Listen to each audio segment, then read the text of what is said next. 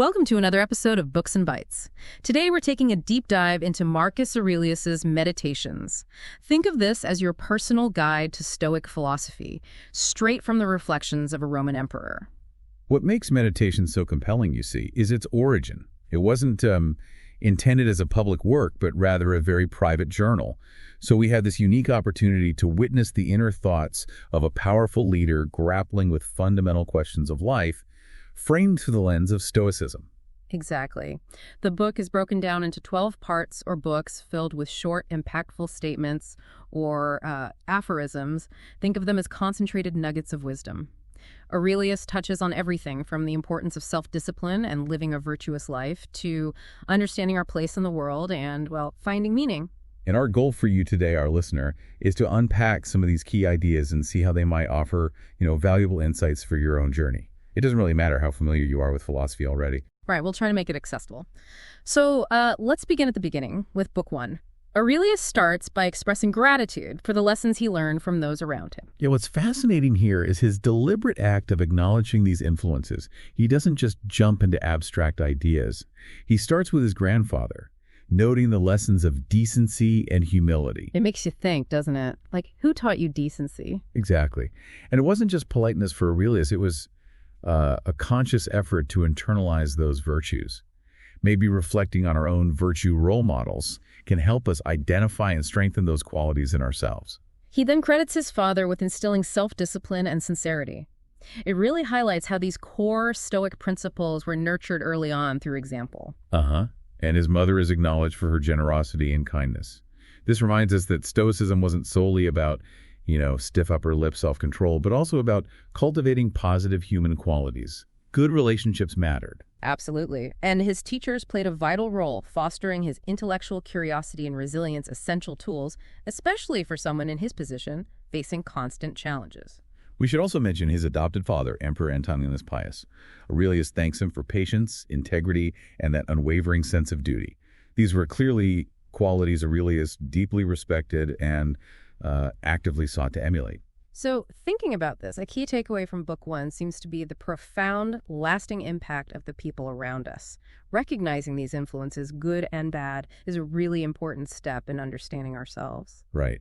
Now, as we move into Book 2, Aurelius shifts his focus to the fleeting nature of life and the, remarkable control we possess over our own minds.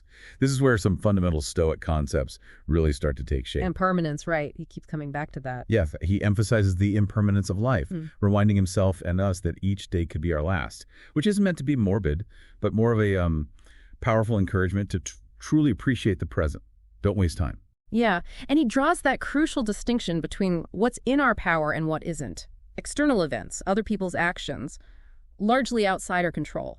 But our perceptions of these events, our judgments, our responses, that is where our true power resides. Think of it like managing the tabs open in your mind. Stoicism helps close the unnecessary ones. Focusing on what actually matters. Exactly.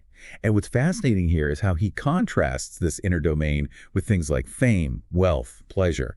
He sees those external pursuits as, temporary. They can't provide lasting fulfillment. Only virtue can do that in his view. For Aurelius, yes. True and enduring satisfaction comes from living a life of virtue. It's a powerful message of detachment, isn't it? Focusing on that inner citadel, our thoughts and judgments. That's the only real realm of control. It lets us cultivate inner peace, regardless of external chaos. Indeed. And he even touches on not being overly concerned with others' opinions, recognizing those judgments often stem from, their own perspectives or lack of understanding. Book 3 takes this idea of focus even further. There's that really direct line, do not waste what remains of your life in speculating about others. That hits hard today, doesn't it? Oh, incredibly relevant. With social media and everything, it's so easy to get caught up.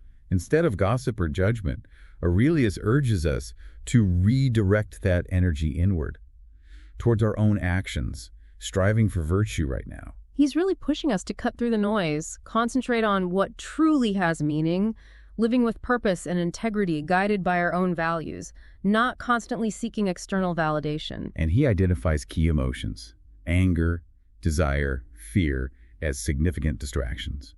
They cloud our judgment, pull us off the path. It's about continuous self-awareness, emotional regulation. Which leads us nicely into Book 4 and the Stoic concept of a rational universe, the logos. Yes, the fundamental belief that the universe operates according to logical, coherent principles. Think of logos not really as a god, but more like an underlying rational order governing everything. And that belief was central to Stoicism, right? It helped them make sense of things. Precisely. Yeah. It provided a framework. From this perspective, events aren't inherently good or bad.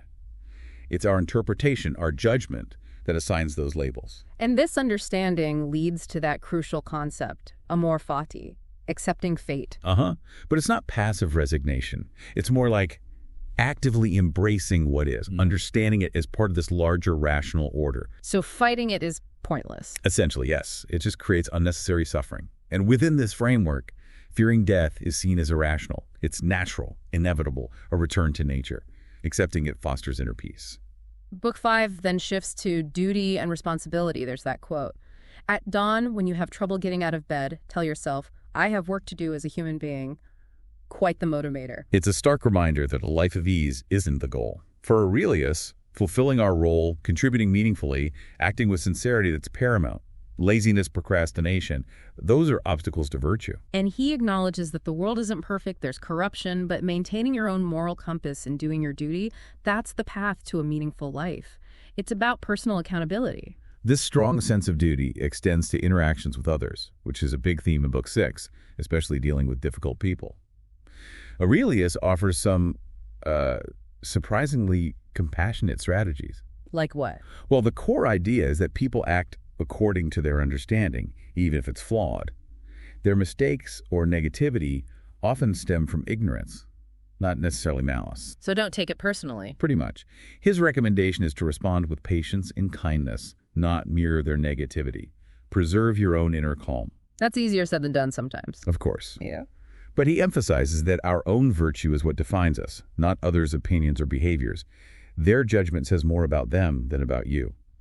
Our self-worth isn't dependent on external validation. Okay, moving into Book 7, he tackles external success, fame, wealth. He's pretty dismissive, isn't he? Yeah, he really deflates the illusion of lasting significance from worldly achievements. Points out that even famous emperors are eventually forgotten. And money doesn't buy happiness, a classic, but he really emphasizes it. Absolutely. True contentment comes from cultivating virtue, inner peace, not accumulating stuff. Well, He advocates for simplicity, pursuing wisdom over pleasure. This detachment is just central to Stoicism. Find satisfaction within. Book 8 goes deeper into mastering emotions. He calls anger and resentment self-destructive. Very clearly, he points out that the person holding onto those feelings often suffers more than the target. Makes sense. And he includes other desires, lust, greed, ambition, as things that distract from real fulfillment. The core message is mental discipline, training the mind to stay calm, rational, resilient. He sees this self-mastery as a huge form of inner strength. Then Book 9 really hammers home the power of perspective, how our thoughts shape reality. Exactly, a cornerstone of Stoic psychology. He constantly reminds himself, we often amplify suffering through interpretation. The event itself might be neutral. It's the meaning we assign that causes the emotional reaction. So it's the story we tell ourselves about what happened. Precisely. Our judgments, the narratives we build, they give events emotional weight. By consciously shifting perspective, challenging initial interpretations, we can change our experience and reduce suffering. So a peaceful mind can handle external chaos better. That's the idea. Our inner state is key to navigating life's ups and downs. Okay. Book 10 reinforces living in harmony with nature, accepting that natural order. Yes, the belief that everything happens for a reason, even things we see as bad. Resisting this natural flow is seen as futile, a source of frustration. So align yourself with reason and virtue. Don't fight the inevitable or chase fleeting desires that go against the grain. Find your place in the cosmos. Right. Then Book 11 offers practical advice on continuous self-improvement. Regular self-reflection is critical. Look inward first, right? Criticize yourself before judging others. Exactly. Assess your own shortcomings first. And growth isn't a one-off thing. It's ongoing. Every day is a chance to learn, refine character, become better. He also wisely notes the influence of our environment. Surround yourself with virtuous people. Finally, Book 12 brings us to mortality, those reflections on the temporary nature of everything. It's a powerful meditation on impermanence. All things pass: pain, pleasure, life itself. And instead of fearing death, see it as natural, a return to the order of things. That's his perspective. The main focus should be living virtuously now. That's the true measure of our time here. So bringing this deep dive to a close, what are the big takeaways? Well, I think at its heart, it's about cultivating inner control. Recognizing your thoughts and judgments shape your reality. It's about practicing acceptance of what's beyond your control. Finding peace in that acceptance. And detaching from those fleeting material desires, prioritizing virtue and integrity instead. Absolutely. And mastering emotions, understanding their power, but not letting them rule you. And remembering that time, this present moment, is incredibly precious. Don't waste it. We've also touched on some really impactful quotes throughout, like, you have power over your mind, not outside events. Realize this, and you will find strength. Or the simple truth of the happiness of your life depends upon the quality of your thoughts. And that powerful call to action. Waste no more time arguing about what a good man should be. Be one. Just do it. And that perspective shift on mortality. It is not death that a man should fear, but never beginning to live. Meditations really does endure, doesn't it? It feels remarkably practical, even today, offering advice for navigating life with more wisdom and peace. It truly does. It's a timeless guide. Absolutely. And if this deep dive has sparked your interest and you'd like to explore these ideas further in Marcus Aurelius' own words, we highly encourage you to grab a copy of Meditations. You can find a link in the description below. And don't forget to subscribe to Books and Bites. Yeah, please do. And maybe leave you with this thought. Consider which external concerns currently hold the most sway over your inner peace and how applying even one of Aurelius' principles might shift your perspective. Something to think about.